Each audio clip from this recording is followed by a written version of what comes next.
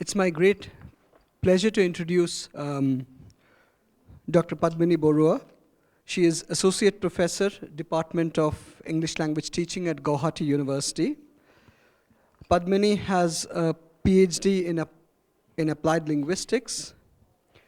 She has worked extensively in teacher education all over India, teacher education and teacher development, and she is part of the TESS India project as well.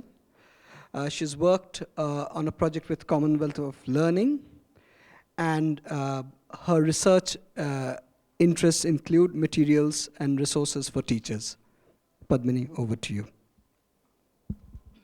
Thank you, Debanjan. A very good afternoon to all of you, and thank you so much for being here today. I hope, and this is the seriously challenging situation to be in, the graveyard session, and I will try my best not to put you to sleep. I'm going to talk about reflection, and this is a strand that has been discussed very thoroughly over the last 2.5 days. I'm not sure if I have anything new to add, but what I'm going to try to do today is give you a little bit of practice in actually doing a little bit of reflection. We've been talking about the importance of reflection, how it has to be done, and I thought it might be a good idea to try out a little bit of reflection ourselves. So this is a strategy, the SOAP, Sope Strategy, is a strategy I borrowed from the medical profession. It's actually the University of San Francisco, California. They've got a LEAP, it's called a LEAP program, learning from your experience as a professional. So it's a theory I've borrowed, it's a practice I've borrowed, because I felt it has something to offer for English language teachers and teacher educators as well. So I'm going to begin by giving a short introduction of this, and then I'm going to, in a short while, I'm going to show you 2 video clips, and I'll ask you to react to that. Now, before I begin, I'd like to acknowledge the video clips. These are from developmental testing of the TESS India project that Kim Ashmore, a British consultant for the Open University, and I did together in Lucknow in September this year. And I have taken permission from the teacher who I'm going to show, and also from the TESS India people, and they've been very kind to let me use these video clips for a little bit of reflective activity. Now, the reason I'm going to use a video show you a video, is because I thought if you saw a teacher in the classroom, we could perhaps pretend to be one ourselves and just undergo a little bit of reflective exercise ourselves. So this is the background. I'm sorry I'm too short to be seen over this, but I do need to stand here because I don't have a pointer. So forgive me if you don't see my face. Reflection. We've been talking about reflection, so this is just a quick overview of what we think is reflection. I'm sure we will agree that it's basically a recording and analysis of experience. It includes several steps. You have to experience it, then observe yourself and others, analyze it, form a hypothesis, and then apply it to subsequent forms of learning. To be able to reflect, as we have been discussing, needs some training, and it also needs everybody needs to decide to reflect. It's a very conscious activity. It requires self-knowledge, it requires metacognition, of course. Metacognition, cognitive abilities, and the ability to talk about our mental processes. Hypothesization, because we need to be able to gather the experience and put it in a form that will help us to develop further planning. Synthesis, and then actually further planning. There are many models of reflection in the literature. I've just picked up 3 models for, I'm sure all of you know this. We've all been talking about Bloom's taxonomy. This is not for reflection, but it's a very good model that has been used. And these are the steps that Bloom talks about. I've also looked at Cobb's experiential learning model. This is again experiential learning, but it reflects very well. It is very useful for reflective practice. And then it gives a reflective cycle. One thing that you notice in all of these theories is that they begin from the remembering, experiencing end, and then finish at the planning end, where you plan a new strategy of teaching based on your reflective practices. Now, the SOAP strategy involves 4 procedures, 4 steps. First, subjective narration, narrating your own experiences, recording your experiences, because reflection is a narrative inquiry. Then, this is the difference between the models that I have shown you before and the SOAP strategy. The SOAP strategy includes taking into consideration not just your own reflective practices, but objective data and collected from others. Now, we've been also, during the last 2.5 days, we've been talking about buddy support, we've been talking about the critical friend. Yesterday's panel discussion mentioned this term, and this is something I believe also, that there's a lot to value from others' reflections on our practices. Not only that, the literature, to be able to upgrade your knowledge, to be able to reflect and make a change in your teaching practices, it's a good idea to be able to read up. So that is the objective data and observation. Then comes the assessment, where we when we look at the subjective data and the objective data, put them all together, synthesize them, analyze them so that we can learn from this.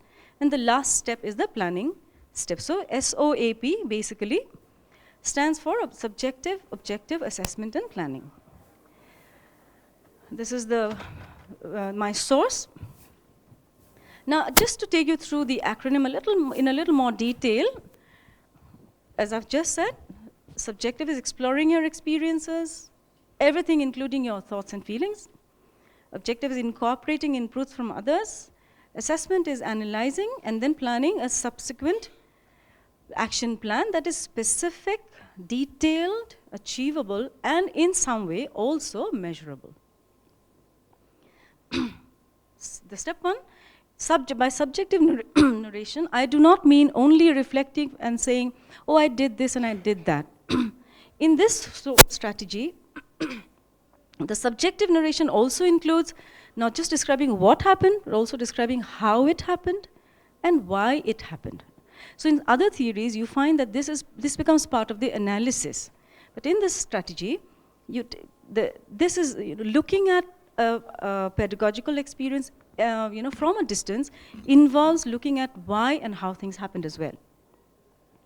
Now, in the second step, I'm sorry I have to move fast, so I'm not giving you time, but it will be there. I mean, I've given my soft copy, so if you need more details, I would be happy to give it to you. So objective interpretation is reconsidering by eliciting opinions and perspectives from your colleagues, from your friends, from your family members, mentors, teachers, and also by consulting objective data from the literature available. By literature, I do not mean the vast amount of information that is available. That's not possible. So just concentrating on those particular pieces, research articles maybe, or whatever that is relevant for that reflective experience. Step 3 is assessment. Analyze the data, synthesize the learning, put together whatever we have learned, identify the strengths and the weaknesses, and then the other important thing is relate this to your past experience. Have I done this before? Is this something I do regularly? Is this the way I stand always? Is this the way I put children in groups? So relate this experience to see if there's a pattern, and then if there's something we can do to change or modify the pattern. The last step is called the SMART plan. These acronyms are very catchy. They help us put together our thoughts. So this acronym stands for specific next steps, measurable goals, and attainable objectives, relevant and timely intervention.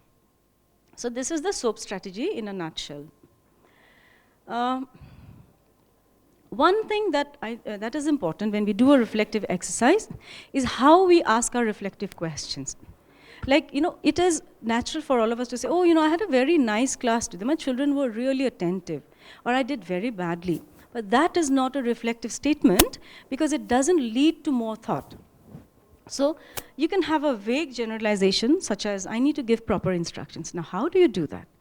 So when we do reflection, we need to be very careful of the language we use in our reflective exercise. So something more specific like this is something that will help our reflective practice. So this is just an example from a pair work activity.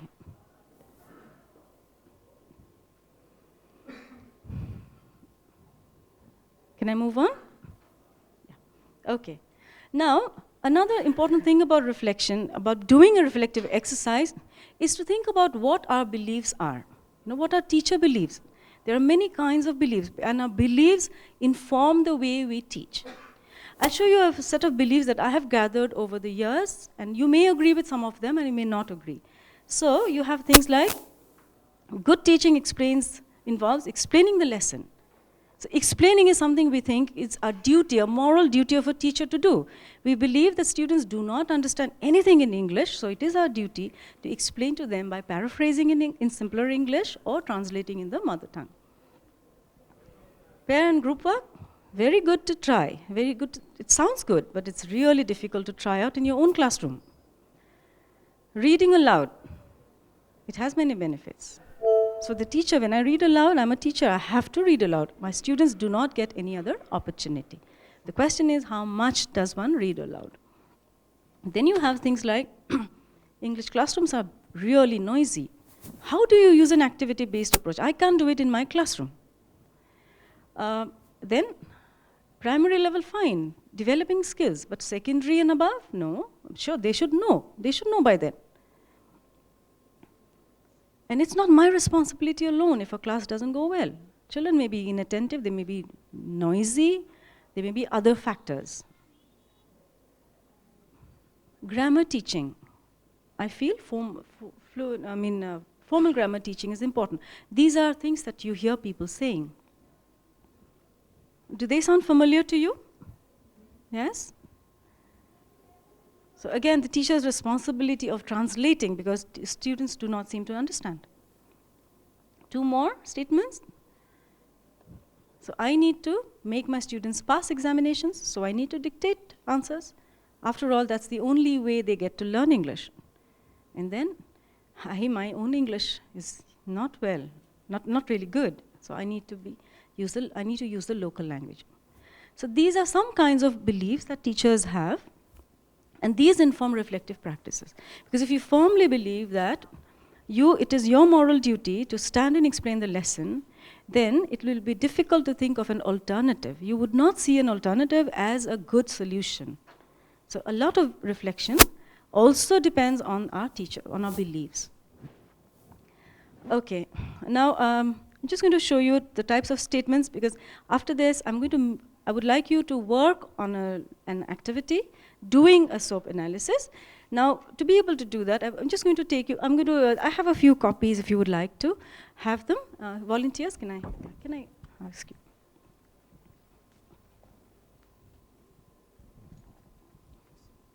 It's about 20, 25 minutes, just people can share.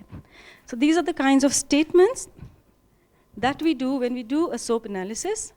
Subjective statements, I'll give you a minute to go through that. There are about 20, 25, I think. So if you could share one with the person sitting next to you. I'm just putting it up on the board for people who don't have a copy. Putting it up on the screen. Okay, there's a battery low warning, so someone needs to be plugged in or switched on, I suppose. So when you make a subjective analysis, these are the kinds of things you talk about.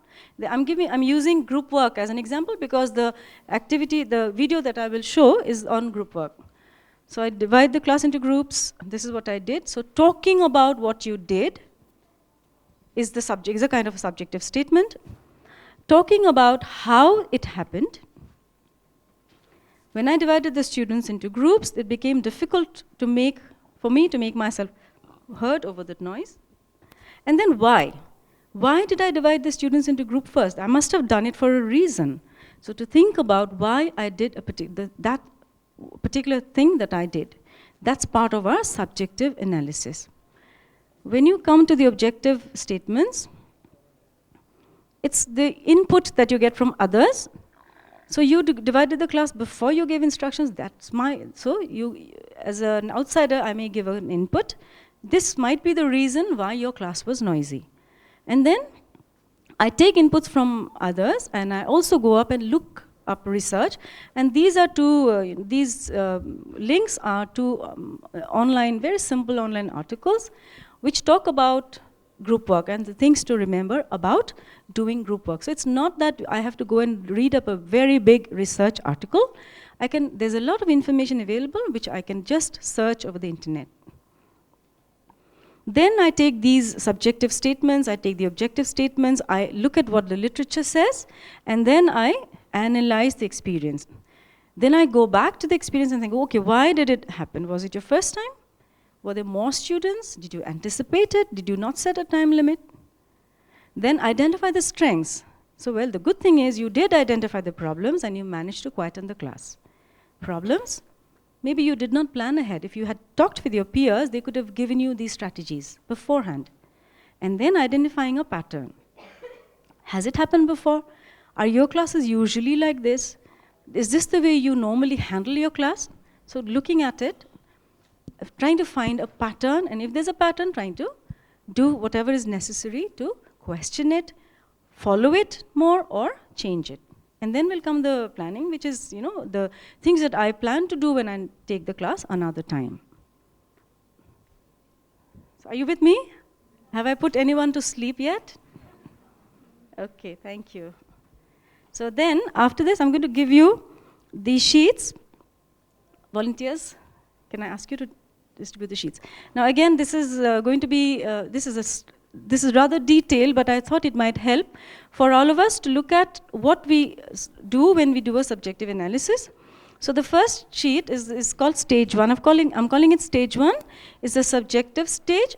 Now obviously the subjective stage for subjective analysis, it's the teacher herself who's supposed to write things here. But since the teacher is not going to be here, I will ask you to think of yourself as the teacher. And just to give you a background, sorry about the distraction.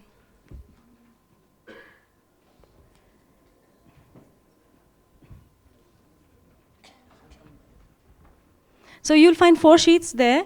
This is stage 1, stage 2, stage 3, and stage 4. And I would like you to discuss with your partner, the friend sitting next to you, and just try and fill in as many columns as you like. These have things like lesson objectives, materials, teacher roles, and the use of English. And of course, classroom management. So I'm looking at 5 categories. There can be many more ways of reflecting, but these are 5 essential categories I feel that are important in a classroom. And there are sample questions which we can ask. And then what I would like you to do is try and fill in the answer columns. Now this, is there any, do you need me to explain these? This is the leftmost column is the stage, then the area, yeah.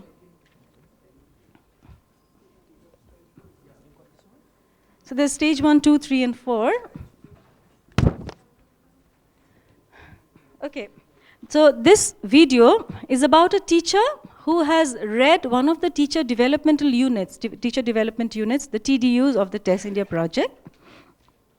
And she's discovered that there's something called group work, which she's never done before, but she thinks it's something that she needs to use to show us, Kim, Ashmore, and I, who were there looking at classes. So she felt that she needed to show us an example of group work.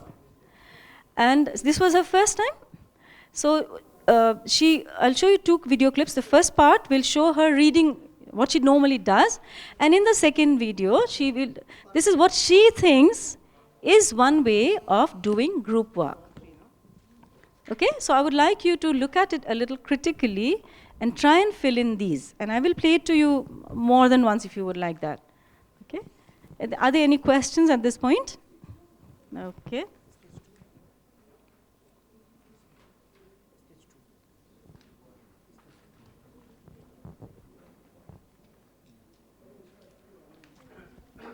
This is feeling like a real classroom, my children, my students, I'm distracting my students with many worksheets. And this is what usually happens, doesn't it? You've been very good students so far. Okay. So, sorry.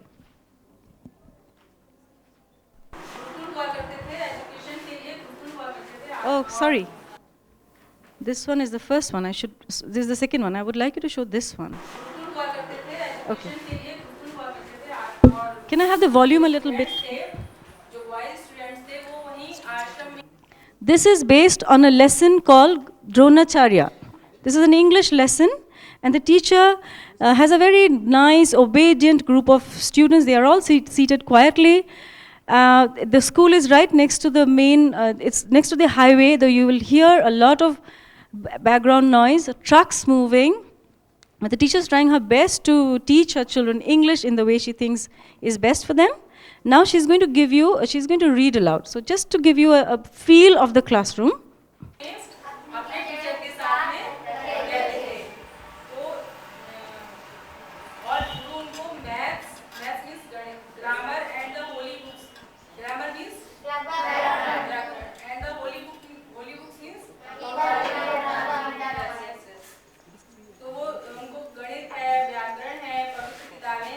Okay, so here is the teacher introducing the lesson to her students, and in a little while she will ask students to read aloud. She will make students read aloud. Now, forgive us for the quality of the video. This has not been made for, this has been just to give us a glimpse. This video has been made by Kim Ashmore, my colleague in TESS India.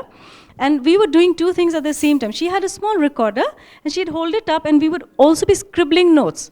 So at points, you will find the student's backside, or it's not a really professionally made video, but she was very kind to let me use this.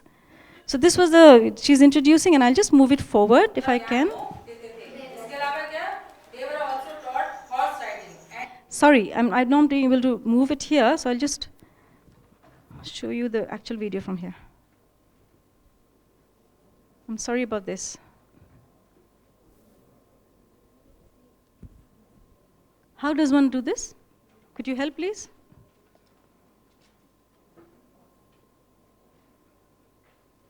Anyway, this one is not very important. This is what I want you to see. Could you just be here in case I need any help? Yeah, I can't control it from this. So if I can use this one, I can just do the VLC. Yeah, the second one, but I want to control it because from here I can't control it. And I can't control, right? So maybe I should play it from the VLC. I should play it straight from here so that I can control it.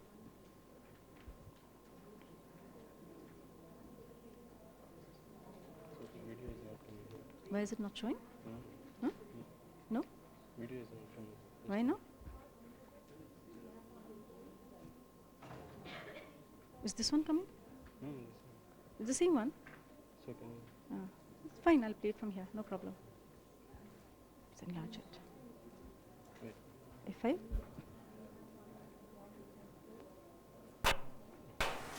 No, from here. Sorry, no problem.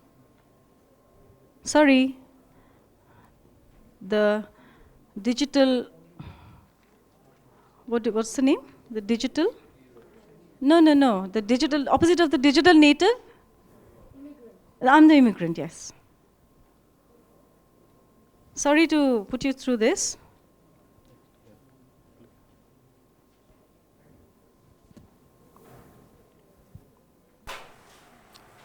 Okay. All right, so this is the teacher's idea of, can we switch off the light here, please? Because I don't think the video is very clear. This is the teacher doing group work. If you can see the board, she's put up two words called Group A and Group B. There's Group A here and there's Group B here. And what she's trying to do is, she's given a set of questions for the group, and I will leave it to you to decide who the groups are. So this is her idea of group work. There's a set of sentences with fill in the blanks. This one has a set of questions, and it also has some kind of a grammar task.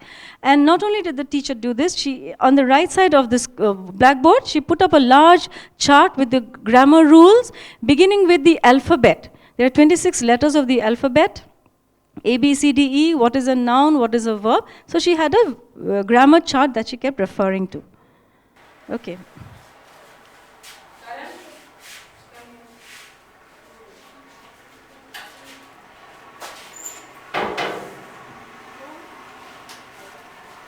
So she's calling students to the board. This is her group work.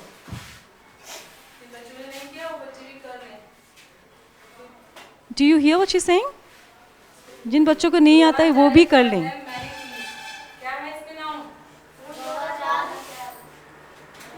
She's asking them to underline the nouns. This is class 8.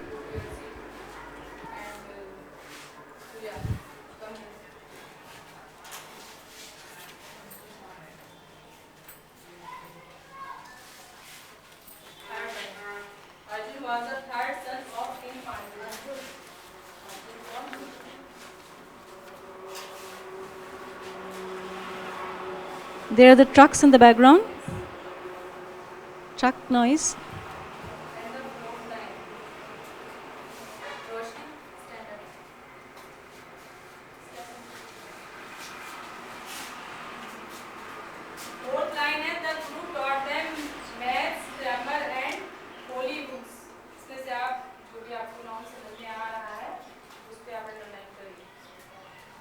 So for her, group 1 is the children sitting on one side, group 2, children sitting on the other side.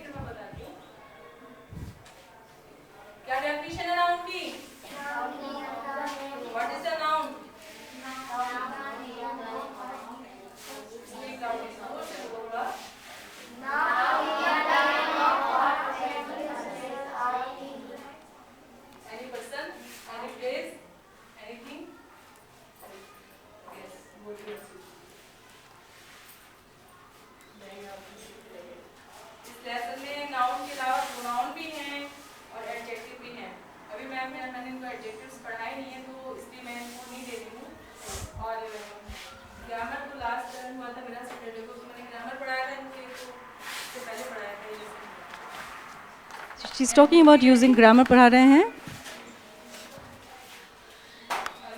That's the chart.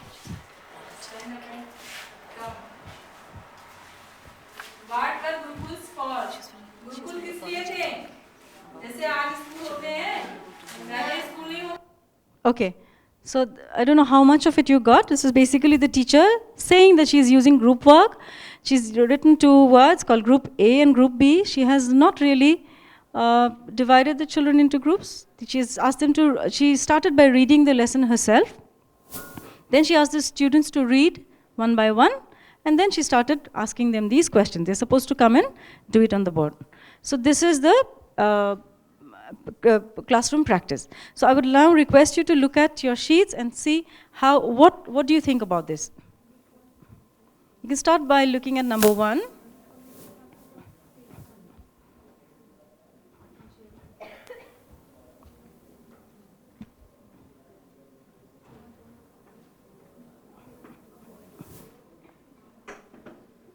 So what do you think she thinks? What did I want the students to learn? What would you think she wanted the students to learn?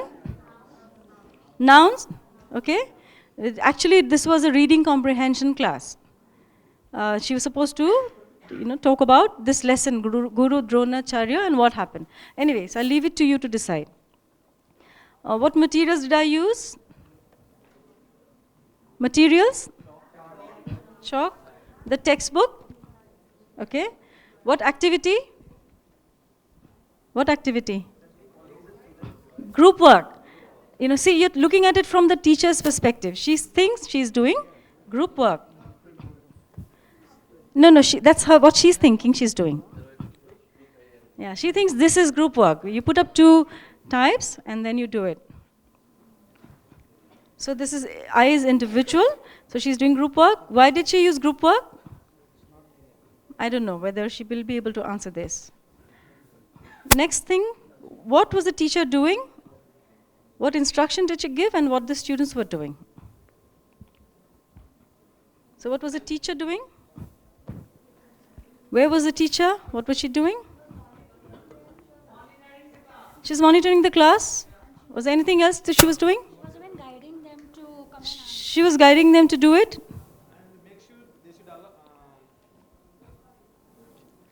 Make sure they should point out the thing whichever she asked for. Okay, so she was making sure that the students had the correct word. Yeah. Okay, and what were the learners doing?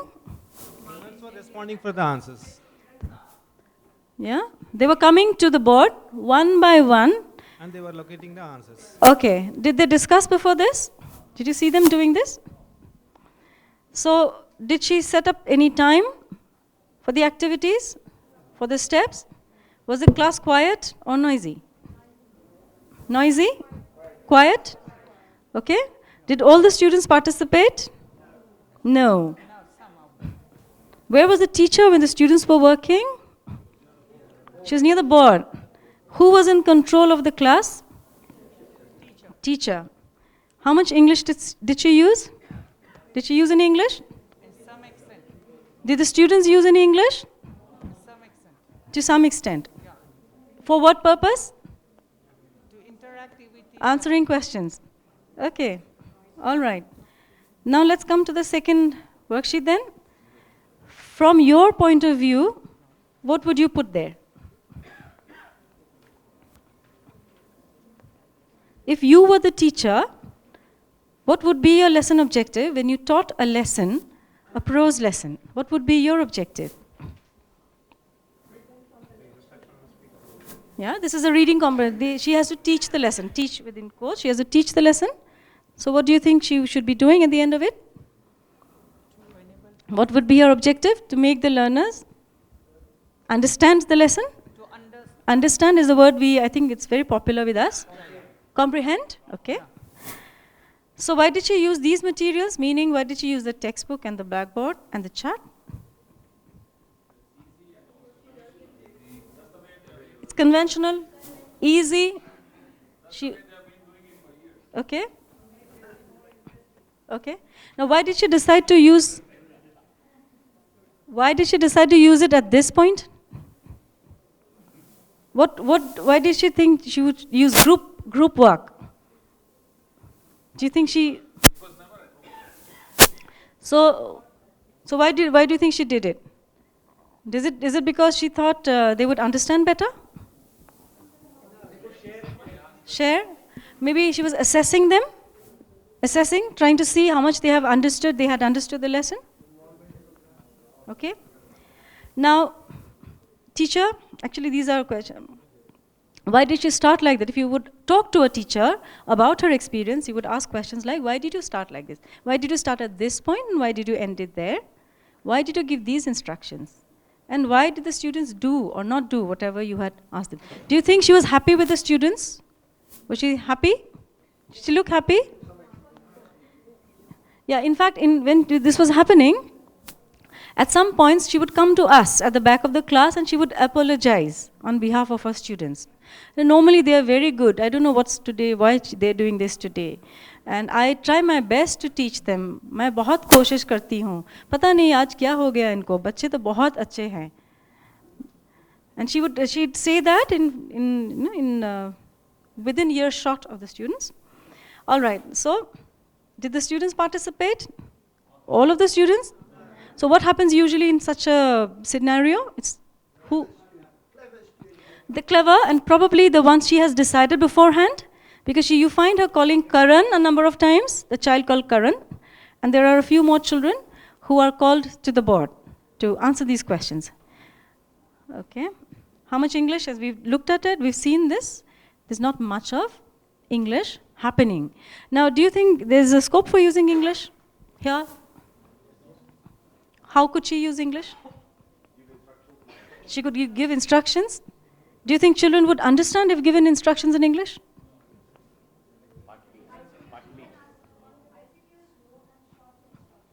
Short instructions. Maybe she could give instructions and then translate in Hindi, just to reinforce. Or maybe she could get someone to repeat instructions for her. ICQs, okay. What are ICQs? Instruction checking questions. I'm repeating this so that there are other people who may not understand. Okay.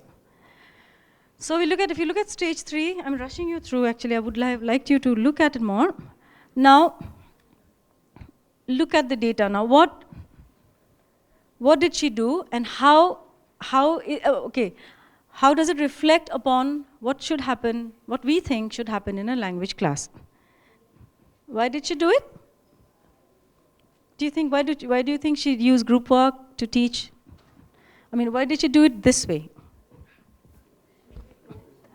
She was told?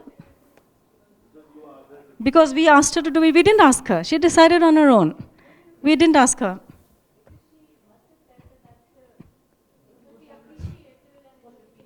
Okay, suppose we were not in the room. Okay, she decided that would be appropriate for the level. It could be that she did it. She in fact told us that she did it because she thought this would give students a chance to learn and come to the blackboard and answer. And that was her way of assessing how much the children had comprehended.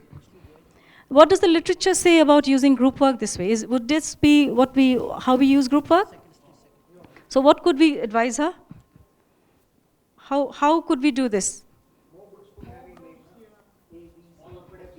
So you divide the children and then assign a group leader and then you give instructions for the task, then you divide the students into groups. What would be the task? Questions. And what would they do with that? Discuss among themselves, find out the answers, and then maybe come to the board and check the answers, okay? Now, to check comprehension, is group work effective for this? To check comprehension? Some of you are saying yes, some of you are saying no, but then again, it depends on how we look at it and what kinds of other. So can you say any other activity? You're saying it's not effective. Could you give us an idea of an... I have a question. Okay. The teacher read out the text for the student, right? So the teacher was reading. Teacher read out the question? The text. So if she wanted to develop the reading skill of the students, why did she read? Okay. So you think she was supposed to ask the students to read individually for comprehension. Yes? Perhaps she was trying to model first because Okay. the English of the learners is so low, modeling is important, and when you model and then encourage them to read. Okay. So that could be one reason. Collaboration among peer group will help comprehend. Yes? So certain things which they don't understand, they discuss with the peers and they get. That's how they learn. Yeah. All right? And then students are allowed to read, are made to read. Okay. Read and then, she can point out where they're lacking and then she can model. Okay, that's another strategy, yes. What about the grammar definitions that you heard her giving in the middle of the class? She was talking about defining a noun. Do you remember? What is a noun, Jia? So do you think there's value of asking for a definition of grammar when they're doing a task like this? No. Did you notice the task that she was making them do? She said, underline the nouns. So was this a reading comprehension task or was this a grammar task? It turned out to be more like a grammar task, okay? How much of the mother tongue should she have been using? Do you think she was using it adequately? How much of she was speaking to them in Hindi. So do you think this was a good way of, good balance between using the target language, which was English? You can do that? So do you think this was adequate or did she have to? Okay. All right. Okay. So for what purposes should we use the mother tongue? And for what purposes should we use? Okay. So, all right. So for scaffolding, maybe, to help them understand, and then you do give them an opportunity to use it. They may be making 100 mistakes, but that is not the point. What were her strengths? Did you see any strengths? What were her strengths? She was, okay, all right, so it was a quiet class, students were disciplined, they listened to her. What were her weaknesses? Not active, not interactive. She probably needed to learn a little more about these pedagogical practices using activity-based learning, okay? Sorry? She wasn't enthusiastic. Okay, she was probably a little nervous also. So yeah, and then she might be, if we talked to her, we did talk to her, and when we talked to her, she did say that, I do this a lot. I read out and I make these charts and I give my children definitions so that they understand grammar, because learning grammar is very important to learning English. So we realized that there was a pattern in which she was doing it. In the past, she's been doing it like this and she thinks it is good practice. And that is why she's been doing it. And this is where actually the question of buddy support or critical friend comes in. Because as I was sharing with my friend Sushmita Di yesterday, if I do not know something, no matter how many times you ask me to reflect on it, if I don't know something, I don't know something. If I don't know, you can't make me know. I mean, you can't force me to know. You have to show me an alternative. That is where the inputs from literature and from other sources would help. And that's an important part, I believe, of reflection. Reflection begins with the self, but if I don't know something, and I'm not sure how to do it differently, there's no point thinking about it. I need some support. It is surely an introspection, but if I think, absolutely. But if I think I'm doing something correctly, how do I know I'm doing it wrong?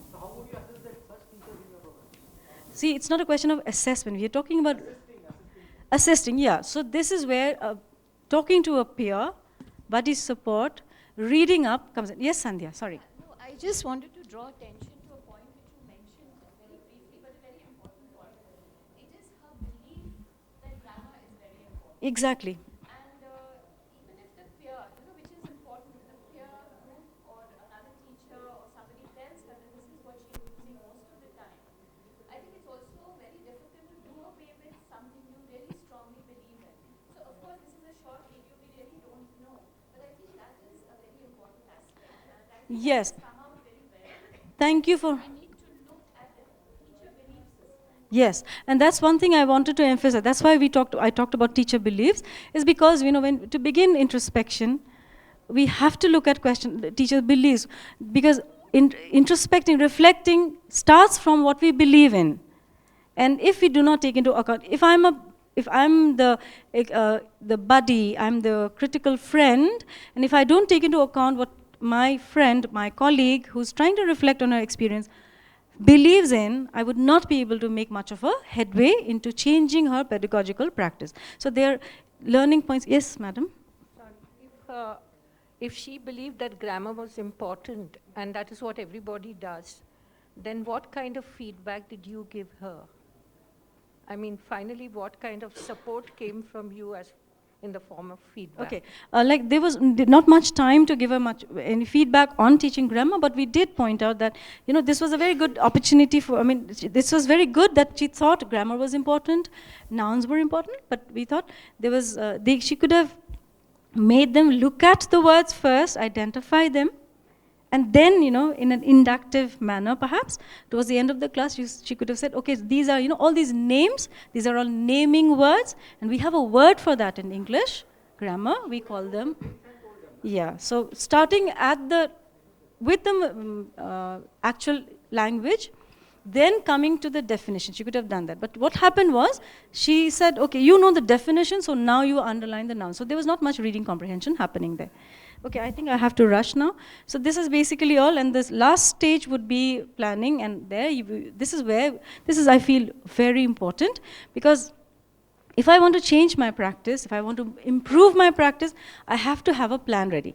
Reflection is not just about sitting and saying, oh, this was not happen, this didn't happen well. So what do I do the next time? So I need to have a concrete plan with a set of measurable goals. In the sense, measurable is a very, I'm scared of using this term, but what I mean is, there are certain aspects that you can measure. I'm not going to go into detail now, but there are certain aspects of teaching that you can measure, and then you can test yourself. Your use of English, yes? In this particular context, what would you be able to measure? In the particular context you present, what would you measure? One thing could be teacher talk time. You could get her to think about how much she's using English, for how much she's talking in the class, and then how much students are talking. How do you change the balance? So, responses, yes. That could be measured, the amount of responses. How many children are participating? Yes. Yes. Yes. So are you looking at that child? Are you looking at the other children? Yes. Yes, Yogesh? How many tools you've used? Yes. What you thought you could achieve at the end of the class, have you been able to achieve those? So these are some small things. Yes. Concrete? There are so many frameworks. This is just one of them. This is one of them. Okay. What went well? Absolutely. Sorry. That's okay. I think I'm fine. What went well, what did not go well, Yes. what better would I do next time, Yes. and what was the outcome of my teaching? Yes, exactly. Yes, yes, yes. In fact, these are the same things. The outcomes, what will happen, are they relevant? At the end of the class, what do I want to achieve? So, what will I do tomorrow? And then the other thing about reflection is you have to put it into practice very soon. You can't, write up a very good journal, because reflection is not about writing a journal on how well you reflected. It's about going out back there into the same classroom and trying out your new strategies if you have anything new to make a change. So this is what I wanted you to think about. I will just leave you with a few tips that I have collected on reflection, and I'm not trying to sound very academic and pedantic, but I thought these might help. So these are, it's good, to start a reflective activity by taking something that has really affected us. Jennifer Moon says, reflection is a very messy activity. You pick up a very messy situation and you try to think about what made it messy. That is easier to reflect on. Avoid making excuses for your actions. Oh, I was tired today, but my children are like this and that. And it's not a good to go on an extreme, because you have to make yourself a critical reflector. And this is also important. We try, it's like going to a doctor. When we go to a doctor with an ailment, before the doctor has a chance to say what the ailment is, we give our symptoms. We diagnose it. Oh, I've been suffering from so-and-so. It must be because I've eaten something bad. So we are very quick with our diagnosis. To do reflection, it's a good idea to have an attitude of suspended judgment. It's important to follow the step from beginning from subjective reflection to planning and implementing. Otherwise, reflection is not really going to be able to make a difference to our teaching. We have to try and accept, this is the most difficult part of reflection, accepting that there may be something in something else that works better. This is the most challenging part of being a reflective activity. So it's, as I said, it's not about advertising your skills or writing a good narrative report, because this is a part of our own professional development. So thank you, everyone, for such a patient hearing. That's all I had to say.